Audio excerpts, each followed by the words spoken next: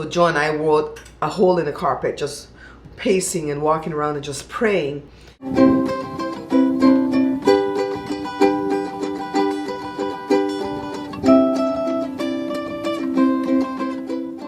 Anything in the mailbox today? Nothing today? They take a while before they put something. Just check. That's creepy, right, Joe? Alright guys, so I'm taking Joe to breakfast/lunch. Is that why they made up brunch? It's 10:30. We haven't had breakfast yet and it's not quite lunch, so it's brunch. Yeah, that's why they made that up, huh? What do you call the meal between lunch and dinner? Nothing. Joe says, if I connect it back here, I'll stay on this all day. no, I don't want that. I want it to come on when somebody goes there. Yeah, Joe's saying we have to fix that floodlight. It's Thursday, March the 24th, and it's Mommy's 69th birthday today. Yay! She's feeling pretty good too, guys. She doesn't take chemo again until March the 30th, and she's been doing really, really well this week. We're not going to have the big birthday party that we had planned before because the Belize trip kind of came right in the middle of all this.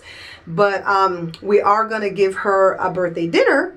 My sister is the one that's hosting it and throwing it. She's providing majority of the food. I'm just going to provide the garden salad, the jam rolls, and the baked beans. My Aunt Jenny is coming with her 3 girls. It's going to be my sister's immediate family and me, Joe, and the kids. And we're going to go and have it at my sister's backyard, which is gorgeous. And I know Mom's going to have a wonderful time. So we're looking forward to that. My nephew Drew also turns 8 today. Yes, he shares a birthday with his grandma. And he went to Disneyland yesterday. So he don't need no party. He went to Disneyland. So yeah, Drew, yeah, Mommy, happy birthday. I have a family member that's going through something with the legal system, and they have been going through this for the past 2 years. The case has gone to trial twice and ended in mistrial twice because of jury tampering. And then this week, the case is on again, and they've reached a point now where they're doing closing arguments, and then the case goes to the jury. My family member is a mess, as you would imagine, but I have faith enough for all of us. And so I'm standing in agreement right now, Thursday afternoon, that this person will be completely exonerated of these charges and can reestablish their life again and move on from this. And, you know, I don't know what will happen in the long run, if they'll sue or any of that stuff. But for right now, we're working on complete exoneration. Now, I've learned a little bit about the legal system through this. It's not really if you're guilty or innocent. It's not really if you're wrong or right. It's who has the most money. If you have enough money to put on a good defense, you know, you can get a little bit more fair of a trial. And if you don't have a lot of money, you stay locked up in jail while you're waiting for your case to come up, which would have been 2 years for my family member, wasted from, you know, their lives, you know, because they had to stay locked up because they didn't have the money. If you have to be on like the ankle bracelet type thing, we've learned that that costs money. And if you can't pay that money monthly, you're locked up again. And I think it's like $1,000 a month. I mean, that's like a mortgage or a rent, right? So it's all about money. Thankfully, my family member, their spouse comes from money. And so that's why they can get a good defense, you know, crack defense team, crack investigators, private investigators and stuff like that. So I feel like as humans, we've done everything that we can do to get my family member through this. So now I'm in the spiritual realm where I'm calling down heaven on this situation right now. And I'm believing and expecting that when I turn this camera on again, you know, that I will be screaming, hallelujah, he's exonerated, he's free. I feel like we're going to get good news today because like Mom said, it's my birthday and I know this person will receive great news on my birthday. I speak it. So I'll be back. Jada had the best idea yet today because it got so warm. She went to Venice Beach with Richard and Damian. I think Richard and Damian leave on Saturday or Friday. When you know we've been down before.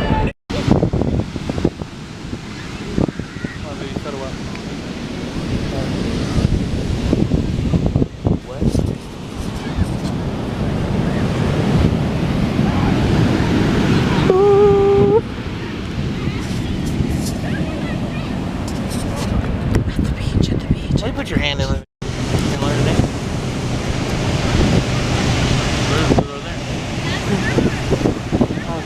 Where?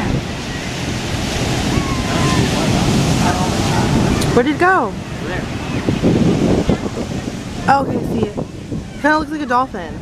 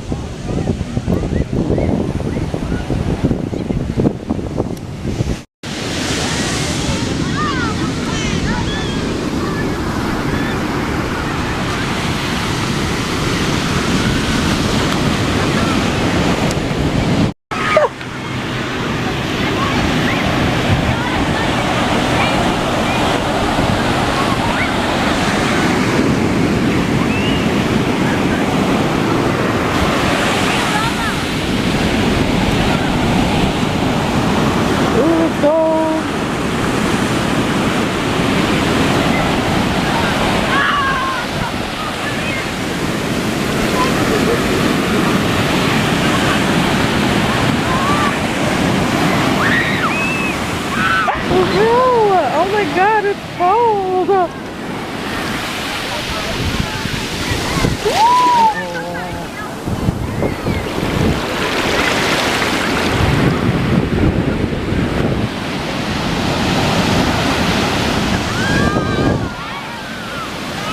Oh my god, it's like a frosty.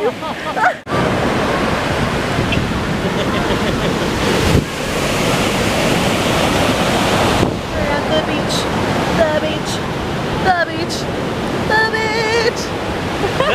My bad.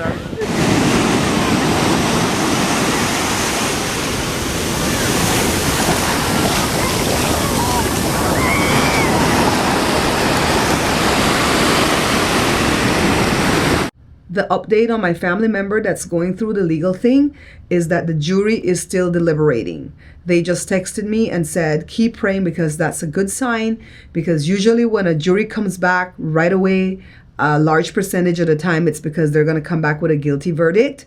But if they deliberate for a while, it's more likely that they'll come back with an acquittal. So I'm not just praying for my loved one's acquittal, but I'm praying for them to also know that God did it. You know, for this to be something in which they can build their faith so big that no matter what they face again in life in the future, they can know who to go to, who to rely on, you know? It's pretty early in the morning, Holy Saturday, way too early for me to be awake. But today is Mom's birthday party, and I have to make a few things to take down with me. So I wanted to give you guys the update because yesterday was pretty much a complete blur. After I recorded the last segment where I told you guys that the jury was deliberating, within 10 minutes I got a call from the sister of my family member that's going through this ordeal. And she, well, not a phone call, a text. And she said, we're heading back to the courthouse. They have a verdict. So Joe and I wrote a hole in the carpet, just pacing and walking around and just praying. And then within 40 minutes, I got a call from her. And I just picked up the phone and said her name. And she just said, not guilty. I started screaming because Joe wasn't in the office with me. He was on the production floor. So I ran to him and I'm crying. I'm like, not guilty, not guilty, not guilty. And he's not hearing what I'm saying. So he's panicked because he sees me crying. And then finally he processed what I was saying. And then we went back into the office and we just prayed and prayed and prayed and prayed. Thank you prayers to God. And then for the rest of the day, we waited to hear the blow by blow. And so then the sister called us on FaceTime and she started telling us what happened in the court. And she said when they walked in, the judge was lecturing everybody about no public outbursts. And then I guess it's the court clerk, or I don't know what that person's called, that asks, is there a foreman? And the foreman stood up and identified themselves, and then they started reading all the counts. Well, originally there were 6 counts, and I guess 2 of them were dropped on Tuesday by the prosecutor, and so 4 were left, and they were all intertwined. So if the first one came back guilty, the next 3 would have to be guilty, and if the first one came back not guilty, the next 3 would have to be not guilty.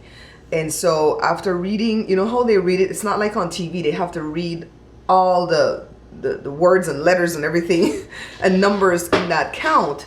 And so the sister said it felt like it took 15 minutes for them to read all 4, but it probably was way less. And then they say on count 1, what say you? And the foreman said, not guilty. And that's when they let out a collective sigh of relief. And she told her best friend to run out of court and go text their mom. And the mom was just beside herself, of course.